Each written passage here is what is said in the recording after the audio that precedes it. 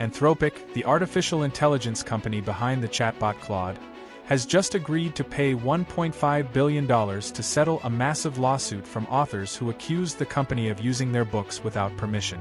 This case, filed in San Francisco federal court, is already being called the largest copyright recovery in history, and the first major settlement of its kind in the age of artificial intelligence. Here's what happened. A group of writers including Andrea Bartz, Charles Greber, and Kirk Wallace Johnson said Anthropic had downloaded more than 7 million pirated books, storing them in what they called a central library. The authors argued that these works were then used to train Claude, Anthropic's AI chatbot, without any licensing or compensation. The company defended itself by saying it made fair use of copyrighted works to train its system. And in fact, earlier this year, the judge did agree that training an AI model on copyrighted text could qualify as fair use.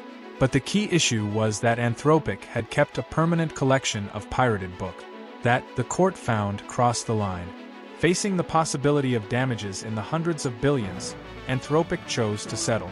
The deal includes destroying the pirated copies and setting up a $1.5 billion fund. The amount works out to about $3,000 for every one of the 500,000 books identified so far, and the fund could grow if more works are discovered.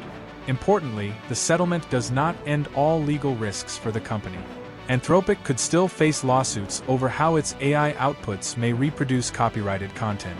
But for now, this agreement sends a message to the tech world. Companies can't simply pull creative work from pirate sites and use it to build billion-dollar product. The Authors Guild called the settlement a vital step toward protecting writers, while lawyers for the authors described it as proof that copyright still matters in the AI era. Meanwhile, similar lawsuits against OpenAI, Microsoft, and Meta are still moving through the court. Those cases will continue to test the big question: where does fair use end, and where does infringement begin, when it comes to training artificial intelligence? If you like the video, then don't forget to subscribe. It really motivates us to create helpful videos.